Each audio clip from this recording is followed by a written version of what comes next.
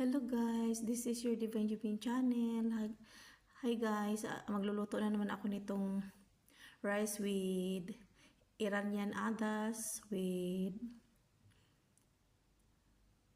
grind beef and yeah, panoorin nyo guys. Naka-upload na rin ako nito na noon, pero iba yung pamaraan ng kunti. May similarity din, pero i-upload ko ulit para para malalaman nyo, baka hindi nyo na makita doon sa pinaka matagal na how many years na. Yeah, dito mayroon tayong rice and Iranian adas, onions, garlic, salt, and turmeric powder, and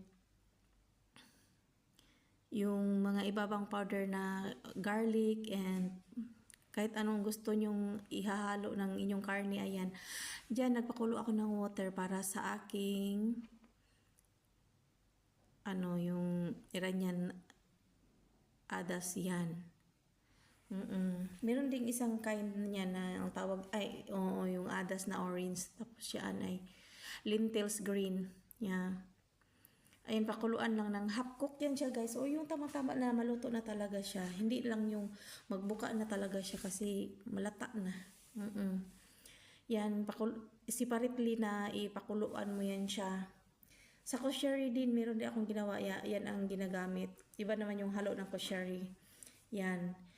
Binukod ko dyan kasi luto na siya na hindi pa natanggal yung mga balat. Buo pa din siya kahit luto na siya. Yun ang maganda sa kanya na hindi lata. Parang munggo siya pero yan malapad lang ng konti. Ayan. Meron tayong minced beef. Yan, binabad ko muna sa tubig para mahugasan, and naghugas ako ng rice, ibabad ko ng 30 minutes. 1 hour or 30 minutes, hugasan mo ng 10 bisis, tapos mahaba yung rice na yan dito sa Kuwait, and then magpakulo ng tubig.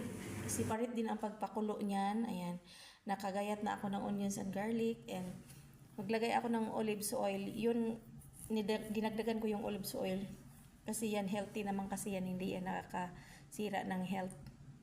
Yan, meron tayong salt, coriander powder, turmeric powder, and any powder as you like, as you want, and cinnamon powder also in the last time pag naluto na yung karne para mag-dark coat siya. Ayan, nag-isa na tayo dyan. Onions and garlic, inihalo ko na lang siya sa isang hindi ko na pinatagalan pa, inalo-halo mekos-mekos para para mag-half cook na siya, parang little golden brown ang half. Tapos kumuha ako ng isang kawali guys, kasi iyan, diyan ko na itutuloy ang paggisa, kasi yung kardero na yun ang lalagyan ko ng kanin mamaya. Iyan, parang under the rice, maluluto din yan siya mamaya. Tapos lalagyan mamaya ng rice. Ayan, tuloy natin ang mikos-mikos. Ayan, na golden brown na siya ng kunti para sa ating igigisa na minced or grind beef, or giniling na baka. Ayan, mikos-mikos ulit para masarap yung pagka-mixing. Talaga, halo ng ihalo. Tapos yan guys, hindi na yan lagyan ng tubig kasi meron na siyang sariling tubig. Tatakpan na lang yan siya para maluluto lang siya ng sarili niyang tubig. Kasi nagisa naman natin yung onions and garlic. So less oil talaga siya. Ang niluluto ko, less oil, less salt, kasi si Sir may HB na rin at sugar. Tapos ako din, meron akong uric acid para sa mga oil, at saka konti lang ang asin. Parang lang siya, isang maliit na kutsarita lang, hindi yung isang spoon na tablespoon, kasi masyado na marami. Kung minsan nga hindi ako nag-aasin while nakababad yung rice. Ayan, turmeric powder, yan po, or luyang duyaw pag meron kayo. Kasi powder na ang ginagamit, kasi mahal din dito yung mga fresh na luya. Mahal yan by kilo. Yan na lang ginagamit. Powder na. Yan, mekos-mekos para lalabas yung sarili niyang mantika dyan. Sa giniling na karne, ayan, coriander seed powder. Abango yan, guys. Mabango yan. Healthy din yan sa katawan. And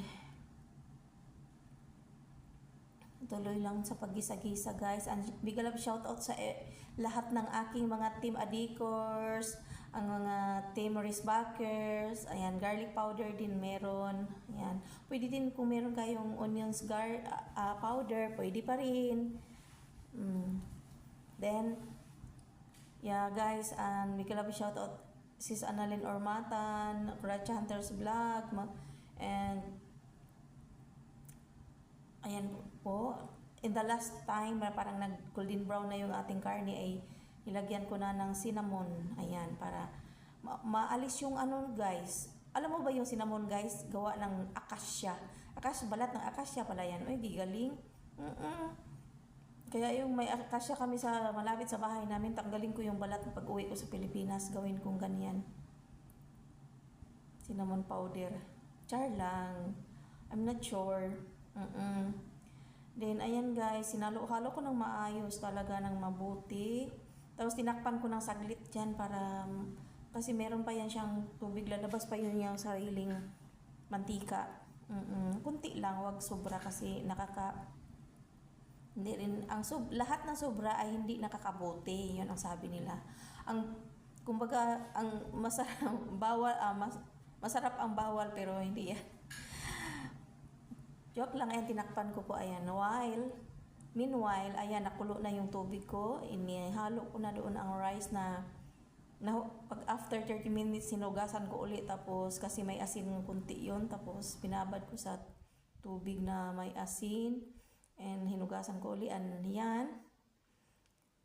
Ihahalo ko na, guys. Ayan, ihalo ko na yung gitoppings ko na sa mga onions. Ayan, sa puwit ng kardero. Ayan.